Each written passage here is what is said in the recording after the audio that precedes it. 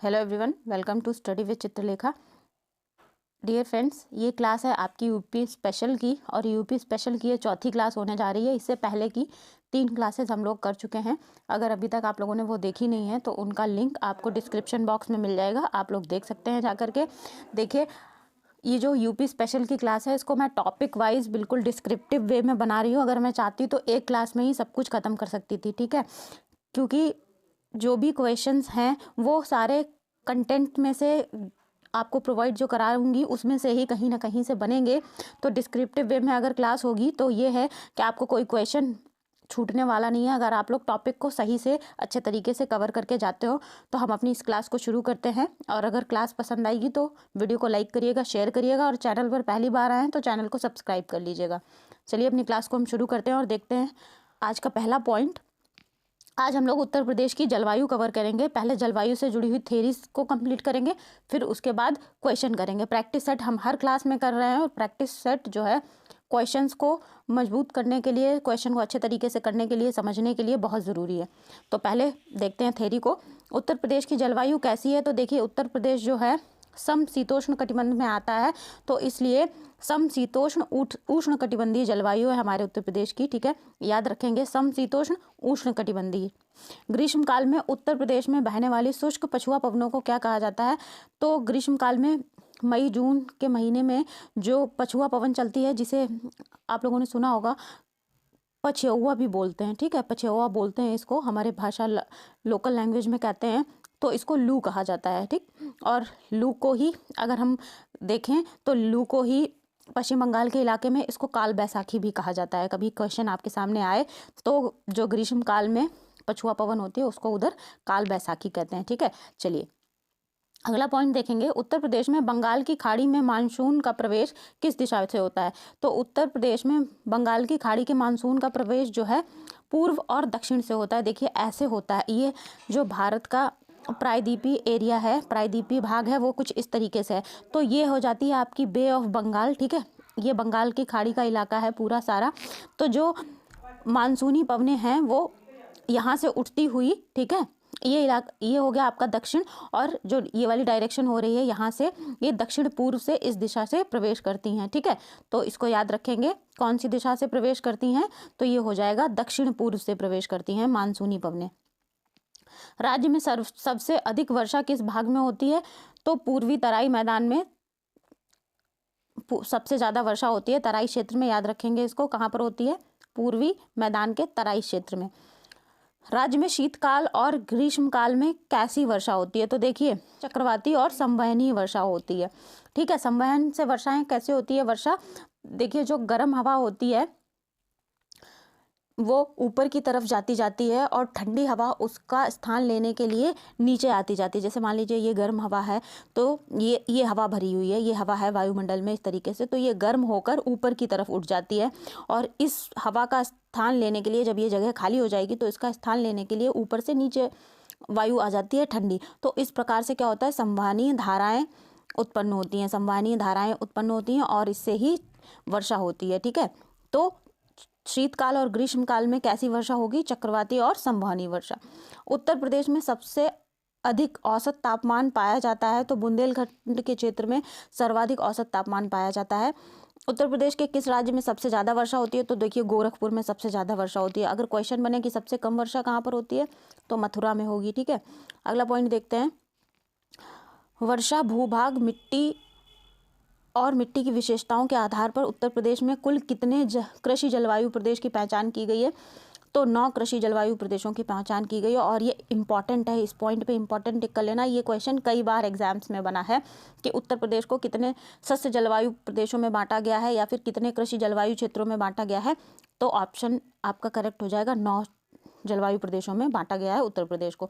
अब हम देखेंगे ऋतुएं और वो किस से किस अवधि तक रहती हैं, ये देखने वाले हैं। वैसे ये बहुत इजी है, लेकिन एक बार रिवीजन हो जाएगा तो ये रहेगा कि अगर क्वेश्चन बनेगा तो आप लोग गड़बड़ नहीं करोगे।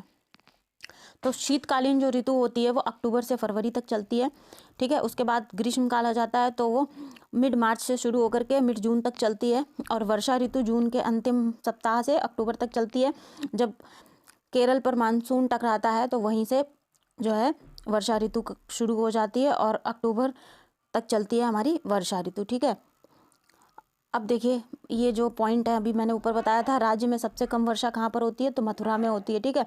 उत्तर प्रदेश की अधिकांश मानसूनी वर्षा प्राप्त होती है, कहाँ से प्राप्त होती है, तो दक्षिण पश्चिम मानसून के बंगाल की खाड़ी के मानसूनी शाखा से। अभी मैंने बताया जो बंगाल की खाड़ी का मानसून है वो इधर दक्षिण पश्चिम से ऐसे प्रवेश करता है, तो दक्षिण पश्चिम मानसून से बंगाल की खाड़ी से जो है मानसूनी शाखा से उत्तर प्रदेश को सबसे ज़्यादा वर्षा प्राप्त होती है। अब हम करेंगे प्रैक्टिस क्वेश्चंस, ठीक है। तो ये कथन दिए हुए हैं, 2 कथन है, इन पर हमें विचार करना है, कौन सा सही है कौन सा गलत है हमें बताना है। तो देखते हैं पहला क्वेश्चन। निम्नलिखित कथनों पर विचार कीजिए। शीत ऋतु में राज्य में सबसे कम वर्षा देवरिया तथा फैजाबाद जिलों में होती है। अच्छा, ऐसी बात देखते हैं। अभी अगला कथन देखेंगे, राज्य में शीत ऋतु में तापमान उत्तर से दक्षिण की ओर कम होता है। तो देखिए ये दोनों ही कथन गलत हैं। शीत ऋतु में सबसे कम वर्षा देवरिया तथा फैजाबाद जिलों में नहीं होती है, ये गलत है। पूरे ही उत्तर प्रदेश में बहुत ज़्यादा वर्षा नहीं होती है। देखिए जो उत्तर प्रदेश में वर्षा होती है शीत ऋतु में वो दिसंबर महीने में होती है। शीत ऋतु में तापमान उत्तर से दक्षिण की ओर कम होता है, ऐसा नहीं है। जो उत्तर प्रदेश है हमारे कुछ इस तरीके से है, तो उत्तर से दक्षिण की ओर कम नहीं होता है, बल्कि उत्तर में तापमान अधिक कम होता है और दक्षिण की ओर तापमान बढ़ा हुआ होता है, तो ये वाला कथन भी गलत हो जाएगा। तो दोनों ही कथन गलत हो जाएंगे। अब देखते हैं हमारा कौन सा आंसर सही होने वाला है। तो जो ऑप्शन नंबर डी है वो करेक्ट हो जाएगा, ना तो एक सही है और ना ही दूसरा सही है, ठीक है। तो ऑप्शन नंबर डी करेक्ट होगा। देखेंगे अगला क्वेश्चन। शीत ऋतु में उत्तर प्रदेश के किस क्षेत्र का तापमान सबसे कम रहता है। तो शीत ऋतु में उत्तर प्रदेश के पश्चिमी गंगा मैदान का जो तापमान है वो सबसे कम रहता है। चलिए अगला क्वेश्चन देखेंगे। उत्तर प्रदेश में सर्वाधिक वर्षा वाला क्षेत्र कौन सा है। तो उत्तर प्रदेश में सर्वाधिक वर्षा वाला जो क्षेत्र है वो तराई का क्षेत्र है, ठीक है। उत्तर प्रदेश का तराई का क्षेत्र, तो option number D correct option होगा। और ये PCS 2013 का क्वेश्चन है। वर्षा के वितरण के आधार पर उत्तर प्रदेश को कितने जलवायु भागों में विभाजित किया जा सकता है। तो वर्षा के वितरण के आधार पर 2 जलवायु विभागों में विभाजित किया जा सकता है। Option number 2 B correct option हो जाएगा, ठीक है। प्रदेश की जलवायु निम्नलिखित में से किस प्रकार की जलवायु है। तो हमने अभी ऊपर पढ़ा था कि जो हमारी जलवायु है उत्तर प्रदेश की वो है उष्णकटिबंधीय मानसूनी, इसमें ऑप्शन है। वैसे समशीतोष्ण उष्णकटिबंधीय जलवायु है, लेकिन ऑप्शन में अगर यहाँ पे समशीतोष्ण ऐड नहीं है तो हम सी ऑप्शन को ही करेक्ट करेंगे। देखिए समशीतोष्ण नहीं हो सकता है क्योंकि पूरा भारत जो है प्रायद्वीपीय भारत की बात करें या हम अपने पूरे भारत की बात करें तो भारत की पूरी जो भी जलवायु है ये बनती है, ये मानसूनी जलवायु है, ठीक है। तो उष्णकटिबंधीय मानसूनी जलवायु है भारत की, ठीक है। तो उत्तर प्रदेश को भी option number C correct option हो जाएगा। उत्तर प्रदेश में शीत ऋतु में तापमान किस ओर से किस ओर बढ़ता है। तो इस क्वेश्चन का जो करेक्ट ऑप्शन हो जाएगा वो हो जाएगा उत्तर से दक्षिण की ओर।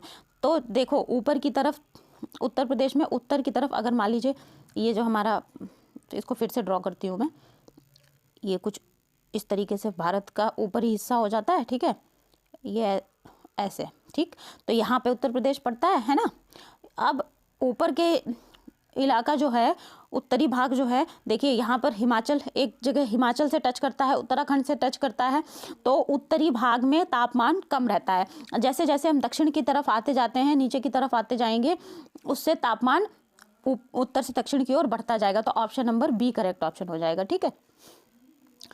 उत्तर प्रदेश में वर्षा मुख्यतः किस मानसून से होती है। तो दक्षिण पश्चिम शाखा से होती है, ठीक है, जो कि बंगाल की खाड़ी का मानसून जो होता है वहाँ की दक्षिण पूर्वी शाखा से। तो यहाँ पर ऑप्शन में दे रखा है आपका बंगाल की खाड़ी, तो option number A correct option हो जाएगा। वर्षा मुख्यतः बंगाल की खाड़ी के से जो मानसून उठता है वहाँ से होती है और ये दक्षिण पूर्व से प्रवेश करता है, ठीक है, इस दिशा से प्रवेश करता है। तो आपका ए ऑप्शन करेक्ट ऑप्शन हो जाएगा। अगला क्वेश्चन देखते हैं। उत्तर प्रदेश के किस जिले में सर्वाधिक वर्षा होती है। ये क्वेश्चन हमने अभी किया था। गोरखपुर में सबसे ज़्यादा वर्षा होती है, ठीक है, ये आया हुआ है क्वेश्चन। देखिए सर्वाधिक वर्षा होती है उत्तर प्रदेश के गोरखपुर में, और कितनी होती है 184.7 सेंटीमीटर वर्षा होती है, ठीक है। चलिए अगला क्वेश्चन देखते हैं। उत्तर प्रदेश के किस जिले में सबसे कम वर्षा होती है। तो अभी हमने पढ़ा था मथुरा में सबसे कम होती है, ये PCS 2010 का क्वेश्चन है। कितनी वर्षा होती है अगर आपसे पूछ दिया जाए सेंटीमीटर्स में, तो 54.4 सेंटीमीटर औसत वर्षा होती है, ठीक है। ये जो भी आंकड़े दे रखे होंगे ये औसत वर्षा के होते हैं, ऐसा नहीं है कि हर साल बिल्कुल इतनी ही वर्षा होती है, ये एवरेज की बात कर रहा है, ठीक। चलिए नेक्स्ट क्वेश्चन देखेंगे। अब आज की क्लास में इतना ही क्वेश्चन है, तो छोटी सी ये क्लास थी लेकिन इम्पॉर्टेंट थी। यहाँ से क्वेश्चन बनते हैं और जो एग्जाम्स में पूछे गए हैं क्वेश्चन वो भी मैंने आगे मेंशन कर रखे हैं। तो आप लोग ये जो है अच्छे तरीके से कर लीजिएगा। फिर हम लोग मिलते हैं अगली क्लास पे।